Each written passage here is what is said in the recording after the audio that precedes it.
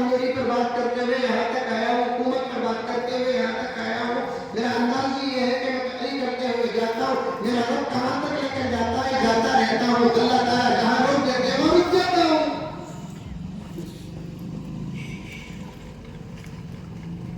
میرا ایک دوست، پکا دوست،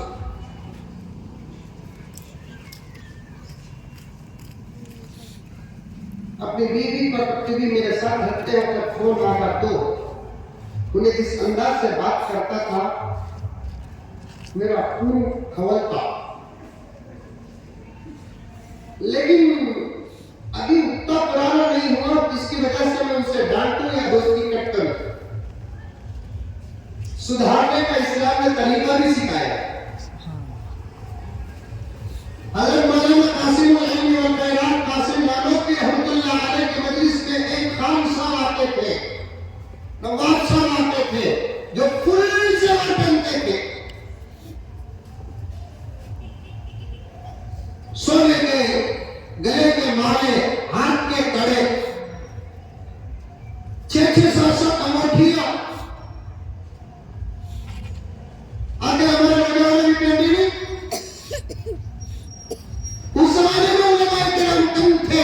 اللہ تعالیٰ نے حضرت نعمتری کے صدقے سارے عالم میں علماء کرام کا احسان فرمایا، انتظام فرمایا. اب تو ہر گلی ہر گھر کے 2-4 گھروں میں ایک عالم ہے. پھر بھی اس زمانے میں ہمارا نوجوان حرام چیز کو استعمال کر رہا ہے. ابھی حضرت مولانا ابراہیم صاحب نے فرمایا حرام مت کھاؤ. میں کہتا ہوں کہ ان کی بات پر عمل کرتے ہوئے حرام مت پہنو.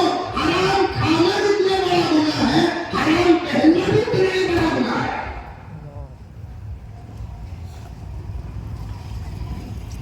حرام لقمہ کھا کر نماز پڑھو گے، نماز قبول نہیں ہوگی. حرام پہن کر نماز پڑھو گے، نماز قبول نہیں ہوگی. حرام پہننا بھی اسلام میں حرام ہے، حرام کھانا بھی اسلام میں حرام ہے.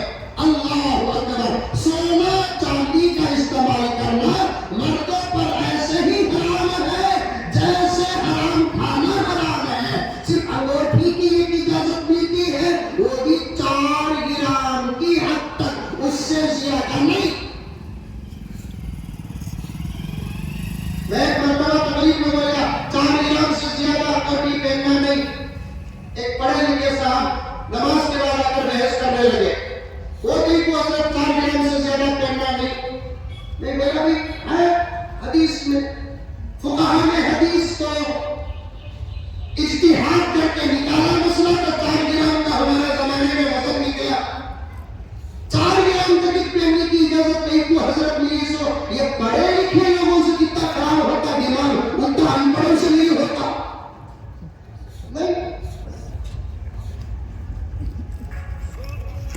اپنی ڈگریوں پر اسلام بولتے ہیں، اپنے ایجوکیشن کے ترازو میں اسلام بولتے ہیں. ریٹائر ہونے کے بعد اسلام یاد آتا ہے، قرآن یاد آتا ہے، تفسیر یاد آتی ہے، حدیث اور شرع یاد آتی ہے، حضور کی زندگی یاد آتی ہے، صحابہ کی زندگی یاد آتی ہے، ائمہ و اولیاء کی زندگی یاد آتی ہے. 60 سال کے بعد، 65 سال کے بعد اس عمر میں یاد آتی ہے جس عمر میں گھر کے ٹوٹ اور خبر میں کم دیتا ہے.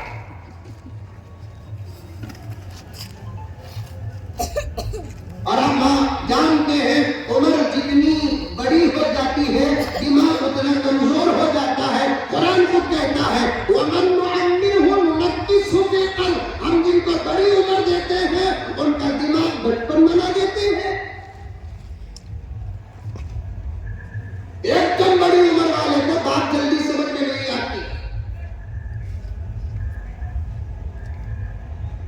اب انہوں بولے حضرت وہ 4 گرام کہیں کو حضرت ہماری کتابوں میں لکھا جو وجہ لکھی ہوئی تھی وہ میں نے بیان کیا کہ بھائی 4 گرام کہیں کو کرنا بولے تو کاندھی سفر کو گئے، پیسے گم گئے، سارے سامان گم ہو گیا تو پھر وہ انگوٹھی بیچ کو واپس اپنی منزل کو آ جانا.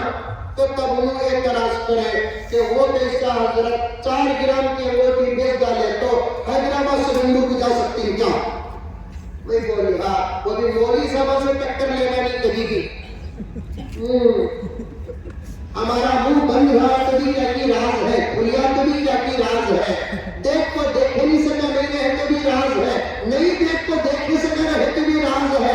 ساری دنیا کے ہر طبقے سے ٹکر لے سکتے ہیں لیکن علماء سے ٹکر نہیں لے سکتے، اس لیے کہ علماء انبیاء کے وارث ہیں۔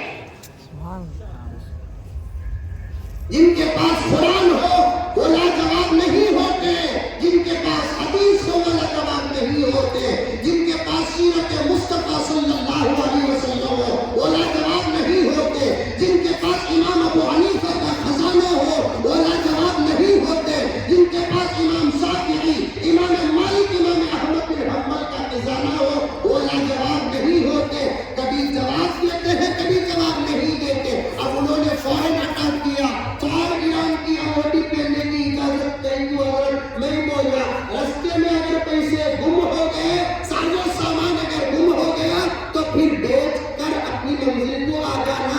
فوراً انہوں نے اٹیک کیا، 4 گرام کی انگوٹھی بیچ کو حیدرآباد سے بنگلور کو، نہیں تو بنگلور سے حیدرآباد تو آ سکتے ہیں کیا حضرت؟ 4 گرام کتنا حضرت؟ پرانا زبرانی چاندی اگر 4 گرام کی بیچیں گے 150 سے 200 روپے تک آ سکتے ہیں، 150 سے 200 روپے ہاتھ میں رکھ لے کو حیدرآباد سے بنگلور یا بنگلور سے حیدرآباد آ سکتے ہیں کیا حضرت؟ میں بولیا اتنے پیسے انگوٹھی بیچ کو نہیں رہے تو ممبئی بیچ کو جا۔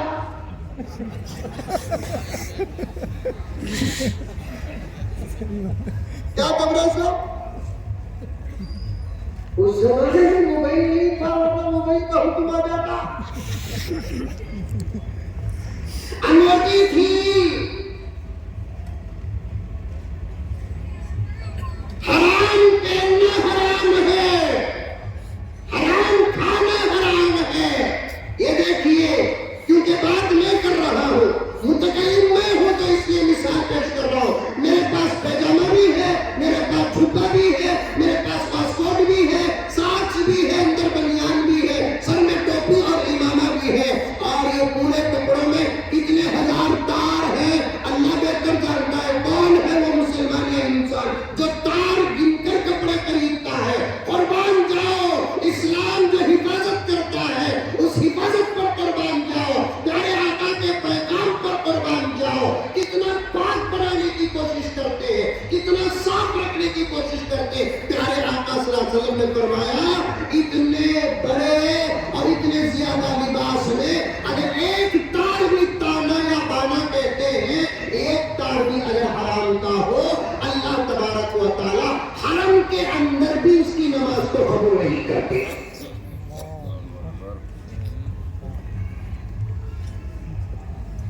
عورت ہو یا مرد دونوں کے لیے حکم یکساں ہے۔ ایک تار ایک تانا حرام کا ہو، اللہ اکبر کبیرہ، عبادت قبول نہیں ہوتی۔ ہمارے نوجوان گلے میں چین پہن رہے ہیں، بنگلور میں بھی دیکھا، حیدرآباد میں بھی دیکھا، لوگوں فیصلہ کرنا لوگوں کے لیے مشکل ہوگا۔ مزمل صاحب حیدرآباد کے کی بنگلور کے، اتر حیدرآباد سے میرا تعلق ہو گیا الحمدللہ۔ فیصلہ کرنا مشکل ہے اپنی جگہ میں، بعض لوگوں کو ڈاؤٹ بھی کر رہی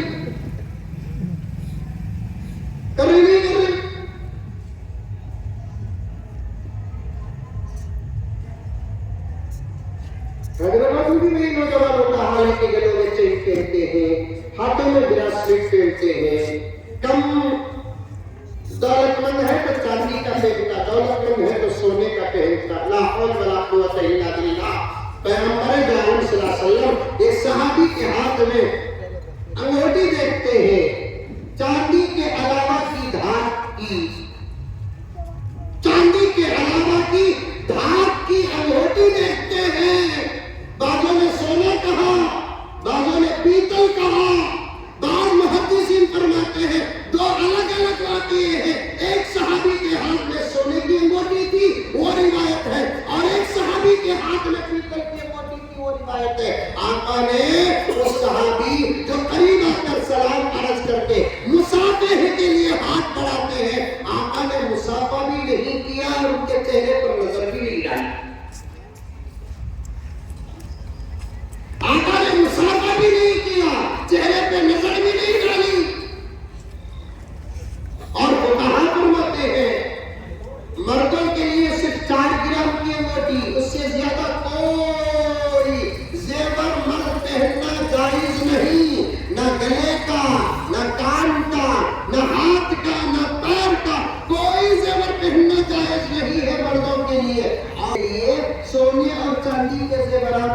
کی اجازت ہے.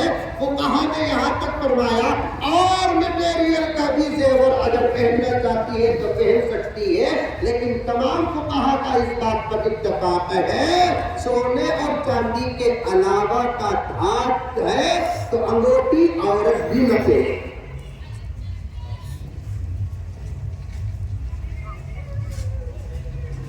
اور ہمیں بڑے عقل مند چھوٹے بچوں کو پہناتے. حیدرآباد میں پہناتے نہیں پہناتے تو بولو. دلی والے میں سب حیدرآباد بھیج جاتا جہاں پہ تپاس کے لیے کہو. عجیب لوگ ہیں ہمارے. شادی حضر کو مولوی صاحب کے پاس آ کر دعا کراتا، مولانا دعا کرو تمہاری دعا سے خوشخبری شروع ہوئی ہے. مولانا دعا کرتے. مولانا کیا کرے دعا؟ اللہ بیٹا کی بیٹی کی سلامت دے تو مولانا دعا کرو اللہ تعالیٰ تمہارے شفا بیٹا دے.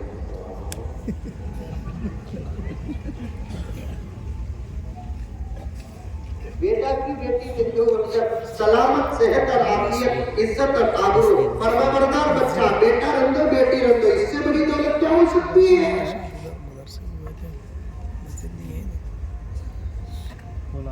بیٹے بیٹے بن کر تڑپنے والے آج خون کے آنسو رو رہے ہیں. بیٹیوں سے نفرت کرنے والے آج وہی بیٹیاں بیٹوں سے بڑھ کر خدمت کر رہی ہیں. پوچھو اللہ تعالیٰ سے. یہ الگ بات ہے. دیا تو جو دیا کچھ کو لے لو. لینے تک آرزو رکھنے کی اجازت ہے، لینے تک تمنا کرنے کی اجازت ہے، لینے تک دعا کرنے کی اجازت ہے. اگر دعا قبول ہو گئی جو پوچھے وہ دے دیا تو شکر ادا کرو. نہیں اللہ تعالیٰ ہمیں پوچھے چاہیے اللہ دیا چاہیے اور بھی زیادہ شکر ادا کرو، کیونکہ ہمارا ذہن جہاں ختم ہوتا ہے اس سے کروڑوں دور جا کر خدا کی قدرت شروع ہوتی ہے.